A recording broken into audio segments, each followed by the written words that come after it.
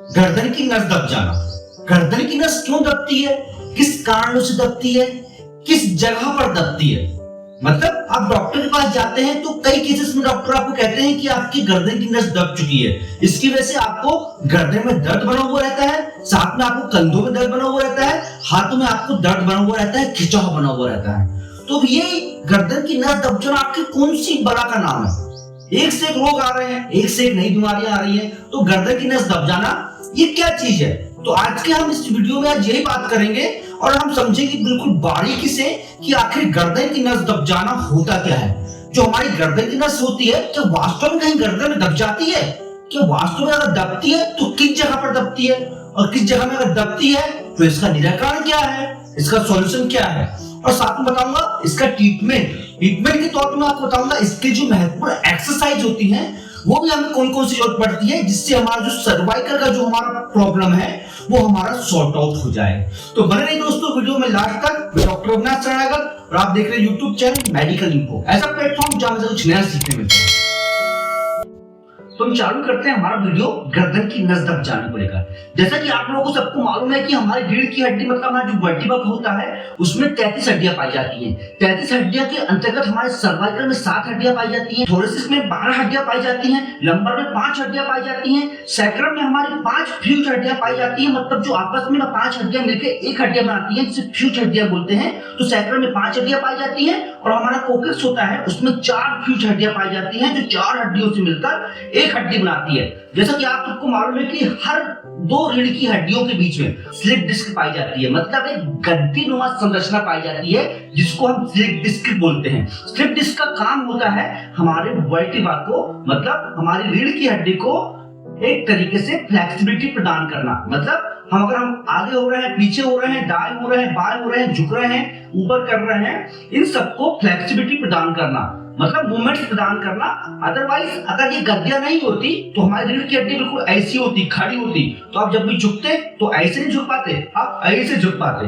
तो मतलब slip disc का काम होता है कि हमारे रीढ़ की हड्डी को फ्लेक्सिबिलिटी प्रदान करना, मतलब उसमें लचीलापन प्रदान करना। तो पूरा का पूरा जो नस की दब जाने का जो गेम रहता है रीढ़ की हड्डी में स्लिप डिस्क का ही होता है, जिसको हम बोलते हैं स्लिप डिस्क हो जाना। और जब हमारे गर्दन की नस जब दब जाती है तो उसे बहुत से नामों से जाना जाता है। तो उस कंडीशन में सर्वाइकल स्लिप डिस्क बोला जाता है, सर्वाइकल पेन बोला जाता है, सर्वाइकल डिस्क हर्निएटेड बोला जाता है, प्रोलेप्स्ड इंटरवर्टिब्रल डिस्क बोला जाता है, शॉर्ट में पीआईवीडी कहा जाता है। साथ में इसे मेडिकल टर्मिनोलॉजी में अगर सबसे ऊपर जाए तो मेडिकल टर्मिनोलॉजी में से सर्वाइकल रेडिकुलोपैथी बोला जाता है। और जो मैक्सिमम जो होती है जो हमारी गर्दन की जो नस होती है, जो गर्दन की नस दब जाने को प्राय डॉक्टर बोलते हैं, तो ये सबसे ज्यादा फंसने का जो प्रॉब्लम होता है C4, C5, C5, C6, C6, C7 में ही होता है। जब किसी एक जगह पर मतलब C4, C5 या C5, C6 या C6, C7 पर किसी टाइप से अगर स्लिप डिस्क हो जाती है और उसकी वजह से अगर किसी टाइप की नस में प्रभाव आता है तो उसे C4, C5 डिस्क ब्लस्ट बोलते हैं। मतलब अल्टीमेटली अगर C4, C5 में दबी है, मैं आगे समझाता हूँ आपको कि आखिर मैं बोल क्या रहा हूँ ना, इस टाइप से आपको समझ में नहीं आ रहा होगा तो मैं आगे थोड़ा समझाता हूँ इस चीज को। अगर C4, C5 में अगर किस टाइप से नस दब रही है, स्लिप डिस्क हो गई है, तो C4, C5 डिस्क ब्लस्ट बोला जाता है। इस कंडीशन में से सर्वाइकल स्लिप डिस्क टियर भी कहा जाता है। मतलब स्लिप डिस्क की तरफ से अंदर का जो लिक्विड होता है अगर वो बाहर आ गया है तो उसे टीयर्स के नाम से जाना जाता है। टीयर्स मतलब आंसू, रोने लगना भैया, मतलब ये टीयर्स के नाम से जाना जाता है। तो हम समझते हैं इसको डीपली दोबारा से कि गर्दन की नस दब जाना आखिर होता क्या है। ये कुछ मेडिकल टर्मिनोलॉजी थोड़ा सा बताया था मैंने, तो थोड़ा उतना समझ में नहीं आया होगा आपको। अब मैं समझाता हूँ आपको अपनी आसान भाषा में। भैया हमारी जो गर्दन होती है, ये जो गर्दन वाला भाग हो गया, यहाँ से लेकर आप तो स्लाइड में देख सकते हैं इसको। स्लाइड में हमारी गर्दन की जो नस होती है जिसको हम सर्वाइकल बोलते हैं, जो हमारे वर्टिब्रा में पाई जाती हैं, 7 हड्डियां पाई जाती हैं जिसको हम सर्वाइकल वाला एरिया बोलते हैं। तो सबसे ऊपर वाला भाग होता है हमारी रीढ़ की हड्डी का।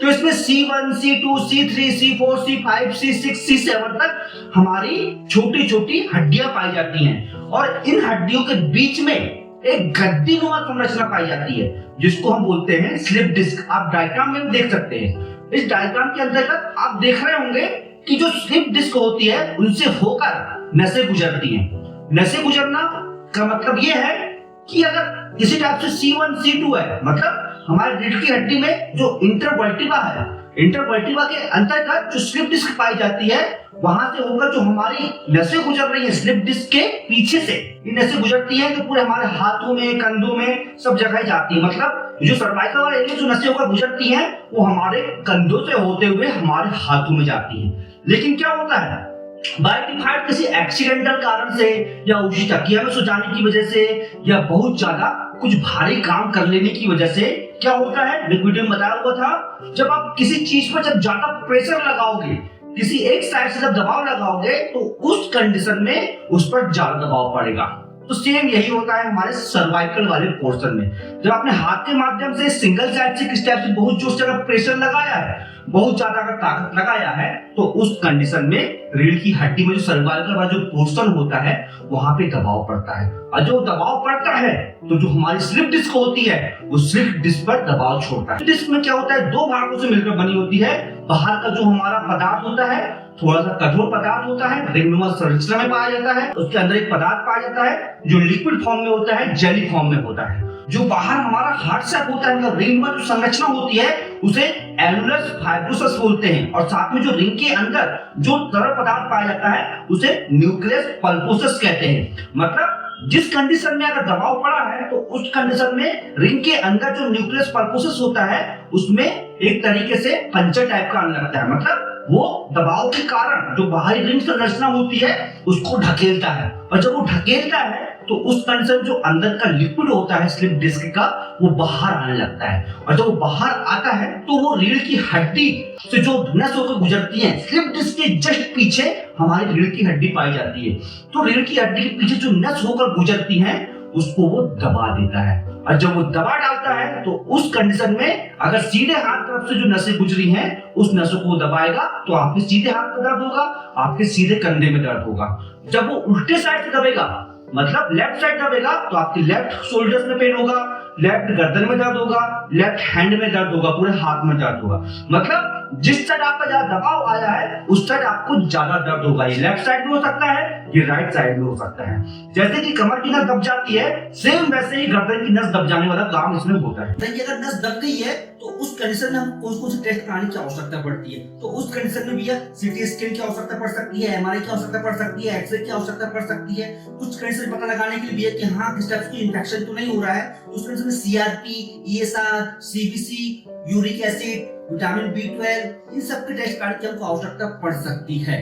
अब बात कर ले भैया ट्रीटमेंट की। तो ट्रीटमेंट के तौर पे जो सामान्य ट्रीटमेंट जो दिया जाता है, एनाल्जेसिक ड्रग दी जाती है, मतलब NSAID drug, non steroid anti inflammatory drug दी जाती है। साथ में कॉर्टिकोस्टेरॉइड, स्टेरॉइड्स, ये कैटेगरी की दवाई जैसे कि मेथाट्रेक्सोन, प्रिडिसोलोन, डिफ्लेजकोर, इससे अगर ऊपर जाना है तो नेटोलोन, डेकोनेट वगैरह इन सब चीजों को आपस में दिया जाता है। साथ में कुछ कंडीशन के अंतर्गत बहुत ज्यादा कुछ नहीं, मतलब मैक्सिमम कंडीशन के अंतर्गत प्रीगाबलिन, नॉरट्रिप्टिल, मेथाइलकोबालामिन कॉम्बिनेशन दिया जाता है पेशेंट को ताकि जल्दी आराम मिल सके।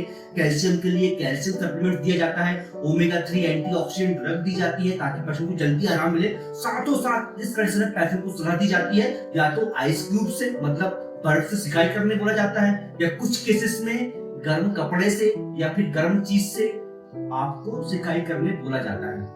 और इस कंडीशन में बहुत से कुछ प्रिकॉशंस रहते हैं, जैसे कुछ भारी नहीं उठाना, भारी आपको कुछ काम नहीं करना है, झुके झुके काम नहीं करना है। स्लाइड में और डाल दे रहा हूं मैं आपका, जल्दी जल्दी बताने से अच्छा है कि आप स्लाइड में देख लीजिए तो भाई अच्छा है, तो इसके आधार पे आपको समझ में आ सकता है। और भाई बात रही भैया आगे लक्षणों की, आप कैसे पहचाने कि आपको सर्वाइकल प्रॉब्लम हो गई है, तो लक्षणों की मैं स्लाइड डाल दे रहा हूँ, सावधानियों की मैं स्लाइड डाल दे रहा हूँ। तो इसके माध्यम से आप देख सकते हैं कि यार जल्दी जल्दी कि हाँ हमें ये सावधानी रखना है, ये लक्षण हमें समझ में आ रहे हैं, तो हमें सर्वाइकल का प्रॉब्लम क्रिएट हो गया है।